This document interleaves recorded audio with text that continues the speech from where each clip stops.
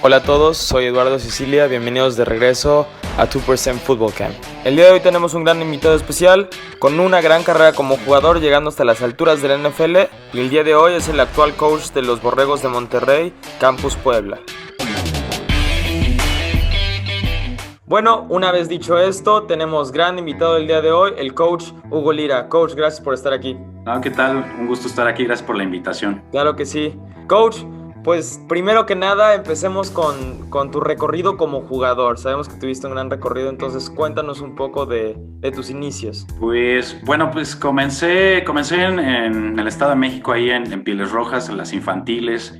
Después mi familia nos mudamos a Querétaro, donde jugué en los Zorros de Querétaro, y de ahí pues conseguí una beca deportiva para estudiar en la UTLA, de donde me gradué de licenciado en Administración de Empresas, y un poquito ya en mi último semestre, un poquito antes de graduarme, estaba en mi cuarto año de elegibilidad en Liga Mayor, cuando tuve la oportunidad ya de probar suerte en la NFL Europa, liga que ahorita pues actualmente pues ya no existe obviamente, y pues estuve en mi primer año en la NFL Europa en el Frankfurt Galaxy. Fuimos campeones en 2003, en 2004 fuimos subcampeones, y ya para 2005 me cambiaron de equipo, me contraté el Thunder de Berlín, donde pues también llegamos a la final, pero fue otro subcampeonato. Terminando esa temporada, pues tuve la invitación como agente libre para hacer el training camp con las Panteras de Carolina, y pues en los 4 juegos jugué en el primero unos minutitos, y ya en el cuarto juego, que fue contra los Acereros de Pittsburgh, ya pude entrar ya desde un poquito del segundo cuarto, el tercer cuarto, más como receptor, y tuve una recepción que pues fue para 6 yardas ya al final del juego, pero pues para mí fue como haber anotado en el juego, ¿no? Pero pues muchas grandes experiencias, satisfacciones, y ya de ahí fue que terminando mi parte como jugador profesional, pues me dediqué ya a ser coach ya de manera profesional. Claro, de hecho les dejo aquí arriba la entrevista con contemporáneo, también jugó en NFL Europa, Carlos Rosado, y nos comentaba de las reglas, de que tenía que estar un extranjero en el campo. En tu equipo, ¿cuál fue el mayor impacto o shock que tuviste de salir de jugar aquí en México a una vez ya jugar en NFL Europa? Pues la verdad es que fueron muchos. Bueno, en mi caso, pues yo fui corredor, o sea, fui running back toda mi vida, pero yo sabía que si quería pues quedarme en el roster en la NFL Europa, pues tenía que hacer un cambio en mi posición, y me transformé en receptor. Me ayudó mucho, pero sí fue un proceso bastante difícil, porque sí la posición de receptor, pues como todas las demás, tienen fundamentos muy, muy importantes, ¿no? Y por lo cual pues fue todo un proceso, que incluso pues tuve algunas lesiones importantes, ¿no? O sea, tenía una lumbalgia, tuve también dedos dislocados, la velocidad de juego pues era otra totalmente, o sea, todos los jugadores eran muy rápidos, o sea, estaban igual que yo, más rápidos. Aquí en México pues era uno de los jugadores más rápidos de mi equipo, pero ya en ese nivel pues todos eran igual o mejores que tú, y lo que hacía la diferencia es que eran pues, los fundamentos que tú tenías, la mentalidad con la que pues, entrenabas y jugabas, y por supuesto pues, los playbooks eran pues también muy importantes, la diferencia, ¿no? Y fue pues una curva de aprendizaje pues bastante importante. Claro, oye, y como comentas, al jugar una posición, en este caso la de corredor, toda tu vida, sabemos que hay cambio de complexión física y, como comentas, de conceptos mentales a la hora de pasarte a receptor. ¿Qué tan difícil fue esa transición en cuestión de jugar algo toda tu vida a una posición nueva? Pues fue completa. La verdad es que en la forma en cómo estás acostumbrado a correr como corredor, pues cambia totalmente cuando estás como receptor. Siendo receptor tienes que correr más con los hombros hacia adelante, lo que le llaman el pad level, tienes que estar más abajo, no precisamente para defenderte de los contactos o de los golpes como pasa en el corredor, sino con un receptor tienes que aprender a correr con los hombros muy tirados hacia adelante, para tener un lenguaje corporal que simule que vas a toda velocidad todo el tiempo. Esto te ayuda a crear separación de los defensivos. Detallitos como esos pues cambiaron toda mi estructura, mi forma de correr. También la forma en como yo recibía balones, pues también pues fue un proceso de aprendizaje importante. Cuando estaba en Liga Mayor, yo me consideraba un jugador que tenía muy buenas manos. pero cuando me cambié de receptor y ya con quarterbacks que te lanzan el balón pues, a 60 millas por hora o más, pues es complicado, ¿no? O sea, apenas estás volteando y ya tienes el balón prácticamente a 2 metros de ti, ya nada más tienes que reaccionar. Esa coordinación ojo-mano, pues no la tenía tan desarrollada como corredor. Pues tuve que encontrar los tiempos para poderme pues, poner un poquito al nivel, ¿no? Estar ahí en la máquina lanzabalones, la Jux Machine, antes de las prácticas, después de las prácticas, pues para estar simulando la velocidad con la que lanzan los quarterbacks. Fueron detalles bastante importantes. También normalmente cuando eres corredor y te dan el balón para correr, pues ves los huecos, ves a tu línea, tus bloqueos llave, y tienes a toda la gente prácticamente de frente a ti, pero cuando eres receptor tienes que encontrar espacios y tienes que leer pues triángulos, ¿no? O sea, por ejemplo, al corner, al linebacker y al safety, y tienes que encontrar un espacio, una zona donde te puedan poner el balón y que sea con ventaja para ti como receptor. Ese tipo de detalles pues se dicen fáciles, pero cuando todo el mundo se mueve rapidísimo, cuando como receptor una trayectoria, una jugada que te mandan tiene 4 lecturas diferentes de acuerdo a la defensa o cómo se mueven, pues esto se convierte en un juego mental, en un juego físico totalmente mucho más rápido, que tienes que tomar decisiones muy rápidas, así que pues es algo que siempre que subes de nivel, no importa si es de infantil a juvenil, pues tienes que tener un proceso de adaptación a la velocidad de juego, ¿no? Claro, vemos muchos casos de high school a college, de rara vez, pero de repente de college a, bueno, ya sea en México profesional o NFL acá, que cambian los jugadores de posiciones o les piden los coaches que cambien de posición. ¿Qué sería un tip que les darías al asumir este cambio de posición? Bueno, pues yo creo que previamente, yéndonos un poquito antes de que suceda eso, yo la verdad es que yo creo mucho en las multidisciplinas, ¿no? O sea, practicar varios deportes te ayudan mucho a tener esta sensibilidad para adaptarte rápidamente a si estás siendo ofensivo y de repente te pasan de defensivo. Este tipo de cosas son muy importantes pues para que estés listo, ¿no? Sobre todo en los equipos especiales, pues muchos de ellos pasas de ser defensivo a ofensivo o al revés en las patadas, ¿no? Y tienes que saber los fundamentos, pues primero de rusheo y después de bloqueo, por ejemplo, ¿no? Y tienes que estar listo para eso. Entonces, ya estando en esa situación en la que el coach te pide un cambio de posición, primero tener toda la disposición de hacerlo. Eso es lo más importante, darte al equipo, y eso es lo que significa el equipo, ¿no? Tú estás ahí para que tu familia gane, me refiero al equipo en sí como familia. No, uno no debe de estar tan casado con su posición nada más. Sí, a veces es lo que más nos motiva, pero debemos encontrar la forma de que nos motive el que nuestro equipo gane, y cómo servirle de la mejor manera es algo bien importante, sobre todo en la actitud, ¿no? Los equipos especiales sería el consejo que les podría dar ya de manera ya estando en la situación. Los equipos especiales son la tercera parte del juego. Los equipos especiales no son para el segundo equipo nada más o para el tercer equipo, sino es uno de los lugares donde puedes destacar, sobre todo si eres muy buen atleta. Es uno de los lugares donde muchas veces ya en estos niveles es donde te puedes ganar un lugar primero, donde demuestras que tienes toda la actitud para ayudar a tu equipo, donde no te tomas esa rep de descanso, ¿no? Sino es una oportunidad para hacer ganar a tu equipo, donde pues, puedes cambiar el momentum de un juego. Yo creo que esa es la mejor forma de contribuir a tu equipo y estar listo para cualquier cambio de posición y abrir tu visión. Si tienes la posibilidad, pues también coachar, te ayuda a entender el juego por completo y no nada más una parte del balón. O una posición. Eso es algo que te puede ayudar mucho. Por supuesto, hemos visto casos de regresadores que se convierten en grandes receptores o hasta mismos gunners, ¿no? Terrell Davis, corredor Hall of Famer de Denver.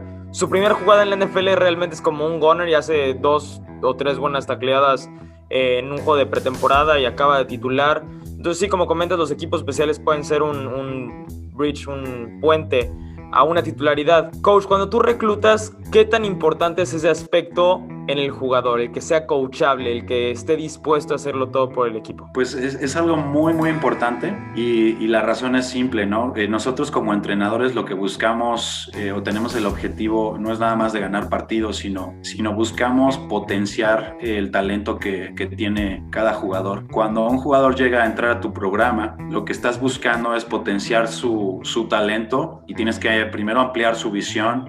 tienes que verle que hay muchas áreas en las que no va a estar a su tope, y aunque esté cerca del tope, pues todavía hay más niveles por los cuales seguir trabajando. Por lo cual, el que un jugador sea coachable es totalmente lo más importante que a veces podemos ver. O sea, el talento sí, pero si no va a llegar a otro punto arriba del que ya está, pues va a ser muy difícil que llegue por sí solo, ¿no? Y aunque lo pudiera hacer por sí solo, es alguien que solamente va a trabajar para sí mismo, y gente que solamente trabaja para sí mismo no es un jugador de equipo. Entonces es algo que sí hay que trabajarlo mucho, ¿no? Trabajar esta parte mental con los jugadores. Claro, y es parte de la cultura del equipo.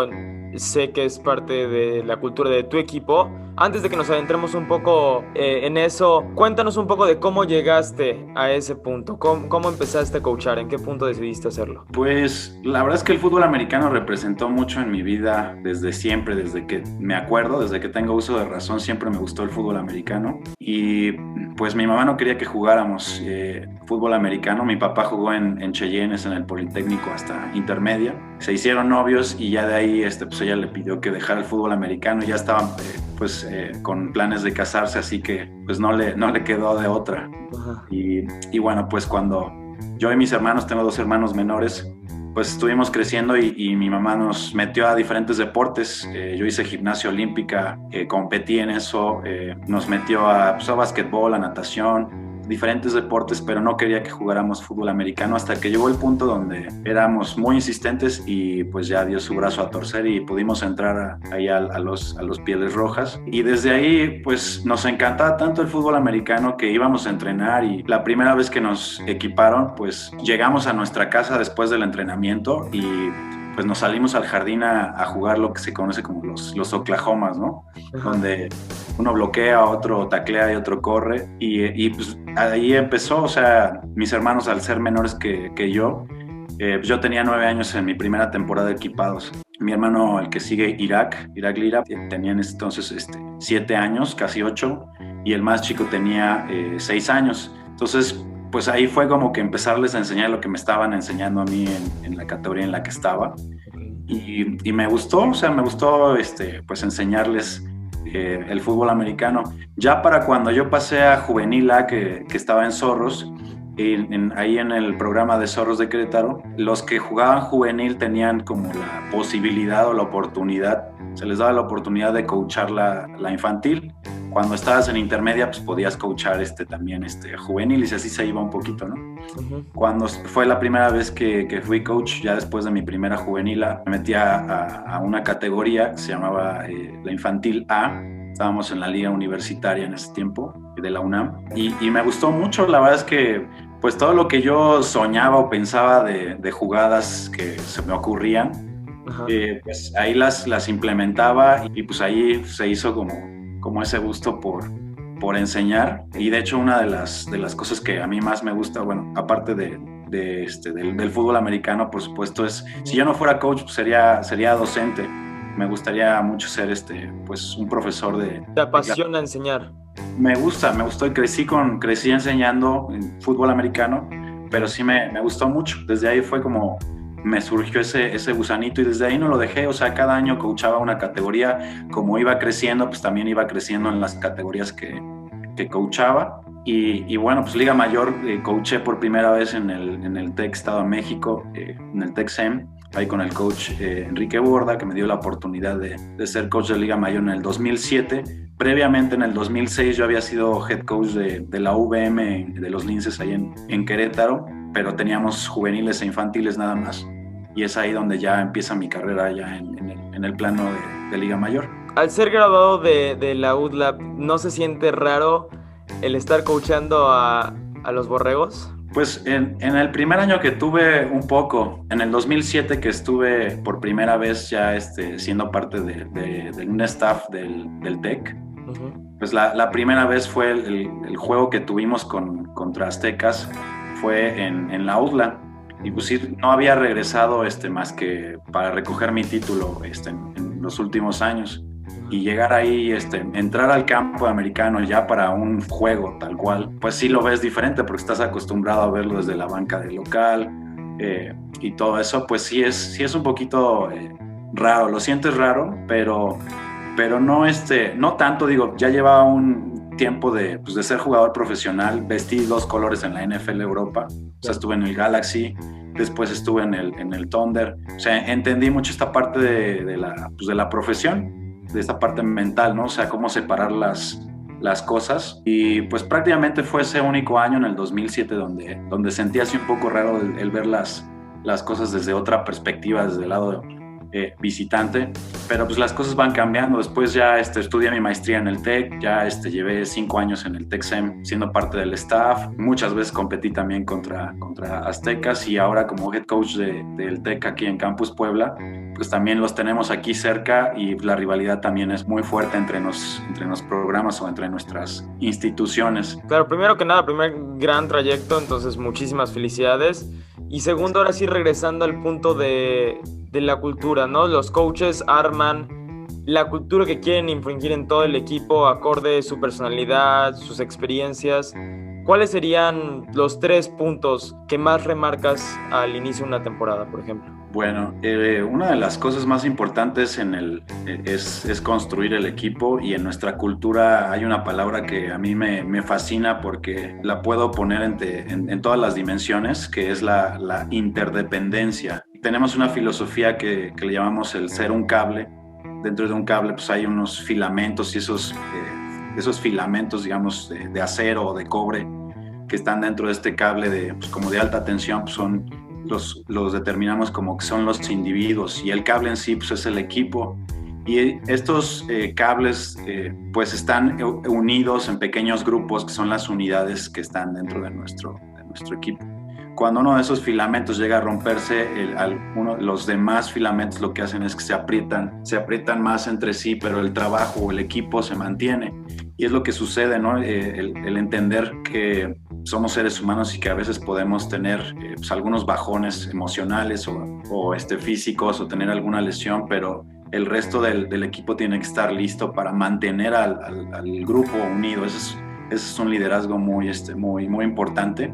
Y la interdependencia de eso habla, ¿no? De que todos ganan, es un ganar dentro del equipo, y que todos se preocupan por el bienestar de todos, porque somos interdependientes. Es algo bien importante, bien difícil de consolidar en la mentalidad de un equipo, porque estamos muy dados a la parte individual, a competir, ¿no? O sea, esa es la gran diferencia entre ser una persona competitiva y una persona combativa, ¿no?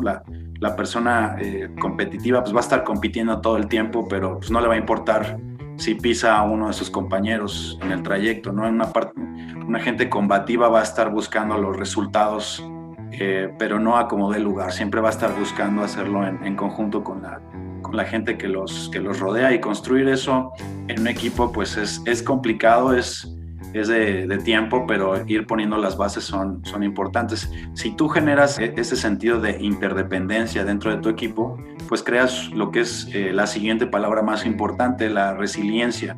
Si tú tienes un equipo resiliente, no importa si pierdes un partido, no importa si hay lesiones, no importa las circunstancias, sino vas a seguir luchando.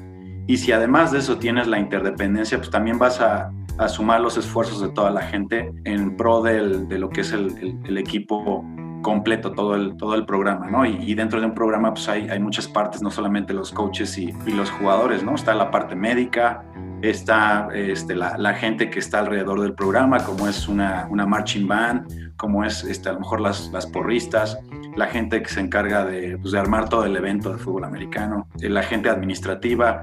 Todo eso o sea, los programas son muy grandes, ¿no? Y hay mucha gente que está involucrada. Entonces vas a necesitar gente que tenga esa parte de la interdependencia, que sea resiliente, y en este aspecto pues es la forma más, digamos, más formativa, donde puedes impactar en la vida de la gente, ¿no? Mostrarles que pues esos dichos de mejor que lloren en su casa que en la mía, pues eso no va con esa filosofía, o de que el que se fue a la villa perdió su silla, tampoco es así, ¿no? O sea, es una cuestión más de equipo, y pensar en el bienestar en conjunto y la mejora continua, el saber que nunca vamos a estar en nuestro tope. Cuando estamos muy cerca de nuestros límites, todavía hay un gap todavía por el cual podemos seguir trabajando, que nos va a costar más que antes, sí, pero lo importante es seguir con esta idea de la mejora continua, y todo eso pues, al final de cuentas también te hace coachable, tanto coaches como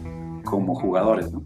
Muy interesante, y como comentas, lo que se necesita para simplemente un día de partido, todos los individuos que están involucrados, es una gran cantidad de personas, va más allá de solamente el jugador y el coach, y por esto mismo vemos anillos de Super Bowl siendo entregados hasta aguadores en un equipo, ¿no? Hablando un poquito más de la interdependencia, ¿qué tan difícil o tal vez cuál es el reto que un coach se puede enfrentar en un equipo que tiene edades desde 18 hasta 25 o 19, 25? En el equipo universitario sí tenemos desde 18. Ajá. Porque no tenemos intermedia, tenemos ya nada más liga mayor. Así que nuestros estudiantes normalmente del equipo de universidad nos duran de los 16 a los 23 más o menos. Pero sí, efectivamente el punto que tocas pues es medular, porque la interdependencia de hecho pues está muy basada en la parte de la madurez de las personas, ¿no? Cuando una persona pues nace, pues tiene una dependencia muy fuerte en este caso pues de los padres. Cuando empieza a crecer, ya está en la adolescencia, ya empieza a sentir esta parte de su madurez es diferente, y empieza a sentir lo que es la necesidad de una independencia, es decir, ya la parte del yo o la parte del individuo lo empieza a formar.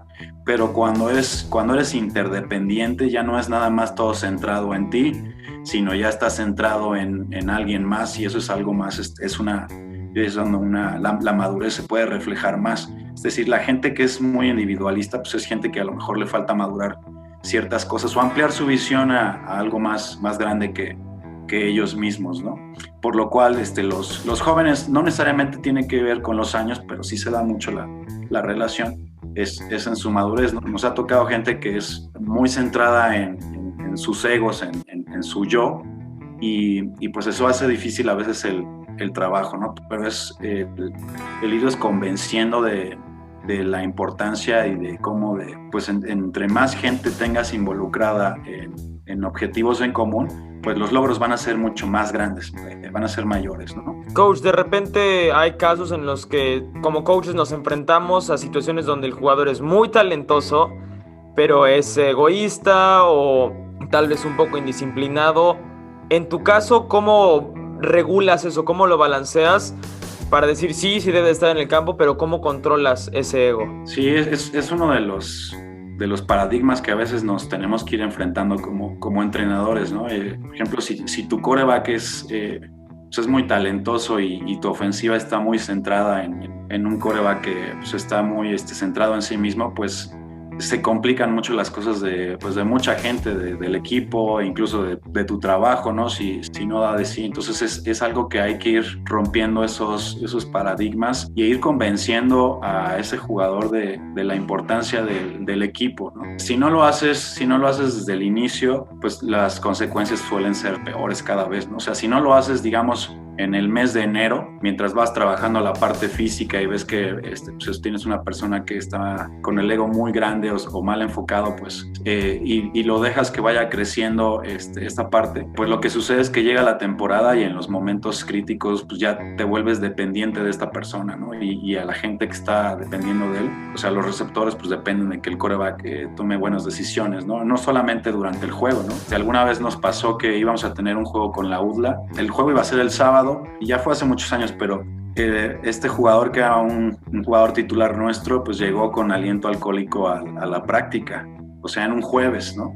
O sea, donde ya estás prácticamente pues ya alistando los detalles nada más para el juego, ¿no? Y puedes pensar, pues es que es joven, pues, o sea, no pudo con la disciplina de guardarse para un juego importante que vamos a tener. Y si lo metes a jugar, bueno, pues estás dando un mal mensaje al equipo, y no solo eso, sino que también pues pones en riesgo al resto de los jugadores. Y es uno de los errores. Por ejemplo, yo este caso que te estoy comentando sí lo comenté, lo viví y aprendí de él. O sea, sé que tenemos que ir formando a nuestros jóvenes jugadores cuando toman decisiones malas como esa, pues sí tienes que tomar ya las decisiones, pero no en el momento nada más, sino ir buscando crear una cultura que todo el mundo entienda y que entendamos como staff, que si en el periodo donde era preparación física, en el off-season, o sea, hablando de febrero, marzo, si te dan situaciones así, pues atacarlas de lleno en ese momento y no dejar que te lleguen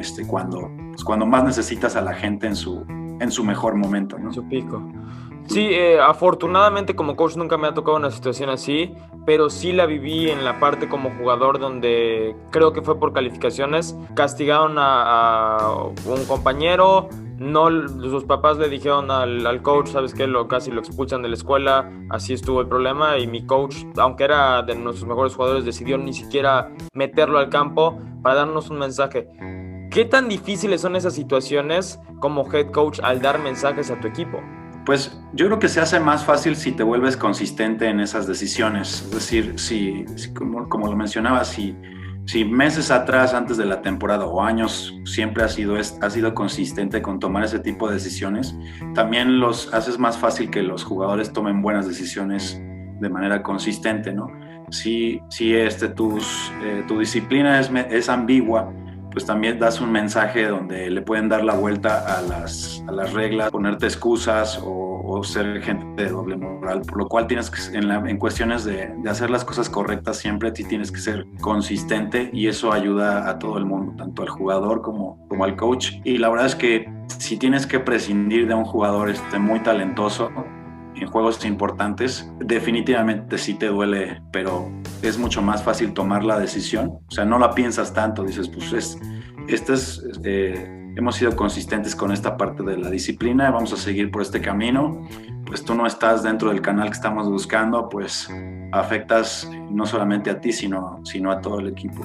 Y también hay algo que como coaches tenemos que tomar en cuenta, ¿no? Yo sé que muchas veces del primer equipo al segundo equipo, a veces el talento o la velocidad de juego, pues sí hay un gap importante entre ellos, ¿no? Pero sí tienes que buscar también que tu segundo equipo, pues que ese gap entre los titulares y el segundo equipo, pues no sea tan grande, sino que sea algo que puedas controlar con un game plan adecuado o que de alguna manera puedas adaptar tu sistema defensivo, ofensivo de equipos especiales de acuerdo al talento que está dando el paso adelante, ¿no? Para que esas decisiones también no se hagan tan complicadas.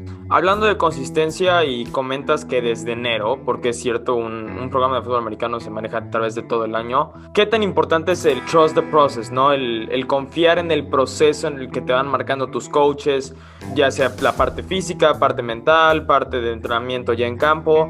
¿Qué tan importante es adecuarse a ese sistema? Yo creo que es bien importante que como coaches también sepamos venderles los objetivos que queremos alcanzar y también demostrarles cómo los vamos alcanzando, es decir, dejarlos ver que su trabajo rinde frutos. Y eso se tiene que hacer con diferentes metas, ¿no? Metas a largo plazo, metas a mediano plazo, metas a corto plazo. Y también puedes crear un sistema de evaluación o algo que te haga reconocer que el trabajo que estás haciendo como jugador, pues que está comenzando a dar frutos. Es decir, cuando haces, por ejemplo, la parte de la preparación física, tienes una etapa donde es la hipertrofia, o sea, no estás tan centrado a lo mejor en la velocidad, o sea, no estás tan preocupado a lo mejor en poner una evaluación de las 40 yardas de velocidad, a lo mejor a muy inicios de enero, ¿no? Y a lo mejor no les exiges tanto en esa parte del año porque sabes que pues, están más concentrados en hacer crecer el músculo, en la fuerza, y los jugadores pues tienen que entender esa parte, que no van a ser los más rápidos o los más explosivos cuando están en este periodo. Ya cuando empiezas a avanzar, pues ya las empiezas a exigir y empiezas a dirigir tus evaluaciones de acuerdo al proceso en el que estás. Y a fin de cuentas, a mí me gusta mucho pensar en esta parte del proceso como cuando los campesinos siembran, ¿no? Por ejemplo. O sea, ellos siembran en la tierra y pues están arando, están regando, están haciendo las cosas y durante un tiempo pues no ven nada en la tierra más que tierra. O sea, lo que está germinando debajo de la tierra pues está haciendo, lleva un proceso que por mucho que quieras tú acelerarlo y le eches porras desde afuera, como campesina pues no va a hacer que el árbol, la planta de repente salga como magia, ¿no? Entonces es un proceso, hay mucho del trabajo que no ves se está desarrollando, que estás haciendo en tu cuerpo o en tu mente y que va trabajando. Y llega el momento donde ya empiezas a ver una hojita que sale de un tallo ahí en la tierra. Entonces eso es una pequeña satisfacción, sería como la meta al corto plazo o al mediano plazo que le tienes que dejar ver a los jugadores, ¿no? O sea, ver que el proceso y el trabajo duro van dejando pues, resultados.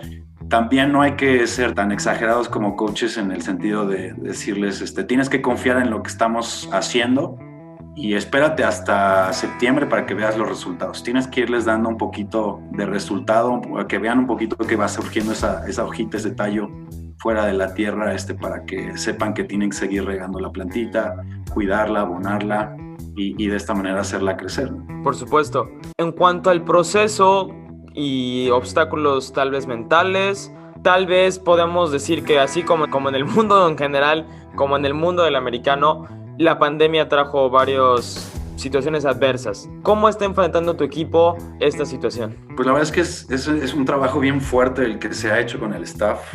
La verdad es que estoy bien orgulloso de los coaches aquí de Borregos Puebla, cómo han hecho las pláticas y demás en el 1 a 1 también, en las unidades también, por supuesto, y en las coordinaciones. La estrategia que se ha buscado pues es enfocarnos en lo que sí controlamos, pues para enfocar nuestras energías, no estresarnos de más con cosas que no controlamos, ¿no? La pandemia nos vino a transformar todo. De inicio pensábamos que no iba a ser a lo mejor más que unas 3 semanas, tal vez a lo mucho un mes. Pensábamos que íbamos a regresar para abril del 2020, ¿no? Y pues no fue así, o sea, fue alargándose. Después no cabía en nuestra mente la posibilidad de que la temporada de fútbol americano se fuera a cancelar por completo, hasta que ya nos dijeron de manera oficial, pues está cancelada, y nos dimos cuenta también que la situación pues ya nos había rebasado. Es decir, esto no lo controlamos. Definitivamente se sintió espantoso, horrible para todos, tanto para coaches como para jugadores, para los papás, para los que cumplieron su elegibilidad ese año y no pudieron jugar. O sea, definitivamente fue una situación muy adversa, difícil, pero algo que no estaba en nuestras manos. Como también puede ser una lesión, ¿no? O sea, puedes tener una lesión muy fuerte que te deje fuera de entrenar y pues te tocó. Pero lo que hemos mencionado, no son palabras, son palabras de otros coaches, es lo que sí puedes controlar pues es tu actitud, ¿no? Y es empezar por ahí, tus acciones. ¿Cómo reaccionas a la situación? Exactamente. Y pues de ahí hemos ido buscando que el equipo entienda esta parte, que no está en nuestras manos. O sea, no fue como que nuestro staff decidió salirse de la liga y dejarlos sin la oportunidad de jugar la temporada, ¿no? Sino fue algo que pasó a nivel mundial. Muy pocos deportes tuvieron la oportunidad de continuar, y no en todos los países, ¿no? Es una situación que nos sigue pegando todavía en la parte emocional, porque al día de hoy, aunque es 2021, pues tenemos esa incertidumbre de qué va a pasar con la temporada. ¿Vamos a poder jugar? ¿No vamos a poder jugar? Entonces, ese tipo de cosas, pues sí te pueden llegar a sacar de tu foco, de tu focus en los objetivos que puedes tener, ¿no? Pero nos hemos mantenido en eso, en enfocarnos en lo que sí controlamos, en la idea de la mejora continua, en de construir al equipo. Y uno de nuestros coaches, el coach Marín, que es el coach de receptores, nos dio una plática hace poquito al equipo sobre la motivación y cerraba con una actividad ahí en el equipo y les ponía situaciones donde tenían que hacer pues como una oración o una frase, ¿no? Diciendo afortunadamente, ¿no? Y les ponía, por ejemplo, no va a haber temporada 2021. Entonces los jugadores tenían que escribir en el chat del Zoom. O sea, no va a haber temporada 2021, es algo que no podían controlar ellos, pero ellos tenían que poner la frase afortunadamente sigo estudiando en el TEC, afortunadamente me voy a graduar, afortunadamente tengo un 2022 para jugar. Entonces ese tipo de cosas les ponen los pensamientos correctos, hablarse a sí mismos en la dirección correcta. Por supuesto, a veces hay jugadores, afortunadamente son los menos, que se dejan llevar por la emoción negativa y la frustración, ¿no? Pero bueno, es ahí donde el trabajo del coacheo pues también pues tiene que impulsarlo y empujarlo y redirigirlo hacia hacia donde queremos ir, ¿no? O sea, nosotros queremos seguir entrenando al equipo enfocados en que vamos a tener temporada 2021. Si no se da, pues no sería algo que nosotros controláramos, ¿no? Es alguna decisión por una cuestión más grande que nosotros, que es la salud de todos, ¿no? Es una decisión que implica la salud tanto de los jugadores como de las familias. Sí, va mucho más allá que solamente en el deporte. Quedándonos en este camino positivo, suponiendo que sí haya temporada, es la primera vez que veríamos en varios años a las escuelas públicas y las privadas jugando en una misma liga. ¿Cuál es tu opinión acerca de esto? No, pues es algo que hemos tenido ya muchos años esperándolo. Yo tuve la oportunidad todavía de vivir en una liga unida donde estaban todas las escuelas, tanto públicas como privadas, compitiendo, y sé lo importante, el impulso que le da al deporte, ¿no? O sea, creo que las ligas han tenido sus éxitos, tanto NEFA como CONADE tuvieron éxitos y un desarrollo muy importante ambas ligas, pero creo que el trabajo en conjunto pues puede impulsar mucho más allá a nuestro deporte del fútbol americano aquí en la nación. He tenido la oportunidad de estar en las selecciones mundiales que participaron en la FISU, y pues fuimos tricampeones tanto en 2014, que fue la primera vez que se hizo este torneo mundial. Fue en Suecia, en Uppsala. Conseguimos el campeonato contra Japón, no fue la final. En el 2016 fue en Monterrey, fue el torneo, y conseguimos el campeonato enfrentando a Estados Unidos. Y en el 2018 fue en China, en Harbin, China, y le ganamos a Estados Unidos también. Y la verdad es que Estados Unidos traía un equipazo, o sea, tenían muchos jugadores de primera división, y sin embargo se dieron las cosas, pero fue gracias a tener una selección bien conjuntada. O sea, tanto el staff como los jugadores eran de ambas ligas, o sea, no eran nada más ONEFA, no eran nada más públicas o privadas, sino eran todas las universidades, y el conjuntar el gran talento que hay en nuestro país, pues nos ayudó a vencer bien, venir de un marcador adverso en ese juego contra Estados Unidos en el 2018, y ahí sobre todo los coaches que estuvimos ahí pudimos ver cómo hay gran talento en todo México, en todos los equipos hay gran talento, y unidos pues podemos conseguir cosas como un campeonato mundial, y unidos podemos hacer crecer el fútbol americano, no solamente de manera en colegial. O sea, yo creo que esto va a impulsar a todo el fútbol americano completo, desde las infantiles hasta la liga profesional. Y volviendo un poco a la palabra de interdependencia, si entendemos eso como instituciones educativas o como organizaciones, que si le va bien al otro equipo y me va bien a mí, vamos a lograr impulsar el fútbol americano y dejar atrás esa cultura de todo lo bueno para mí y lo malo para el resto de los equipos, y ponerle el pie a los que están creciendo a un lado, ¿no? Sino buscar también ayudarles. Y creo que es el verdadero liderazgo que necesitamos en el fútbol americano. Uno que involucre a todo el bien en conjunto de todas las organizaciones. Porque nuestras situaciones son muy diferentes. O sea, una escuela privada tiene cosas a favor, pero también tiene cosas en contra. Una escuela pública pues tiene cosas a favor y también tiene cosas en contra. Y pues cada uno vive su realidad, y son realidades diferentes. Hay que comprenderlas nada más. Totalmente de acuerdo, estoy muy emocionado por esta noticia, y quién sabe, tal vez en un futuro también podamos ver a una LFA con FAM uniéndose, que creo que también sería beneficioso en algún momento para México y el nivel que tenemos, como comentas, que es muy bueno. Por cierto, el quarterback titular de esa primera selección es el coach Alex García. Ya saben ustedes que sale aquí mucho en el canal, pero les dejo la entrevista en la que comenta toda la historia de qué sucedió en ese torneo. Muy, muy interesante, se los dejo aquí. Y bueno, coach, así como nos sentamos hoy, de lo que sabes hoy, ¿qué esperas más o menos en cuanto a tiempos para la temporada? ¿Y qué esperas de esta temporada? Bueno, pues está próximo el Congreso de ONEFA, que va a ser en abril. Se espera que sea de manera presencial en Cancún. Esperemos que las condiciones lo permitan y que podamos tener un diálogo ahí en las diferentes organizaciones, ver qué se puede hacer. Lo que veo es que todos los coaches estamos buscando el cómo sí jugar, y no nada más ver el poner excusas para no hacerlo, ¿no? Obviamente la salud está ante todo primero. Por supuesto.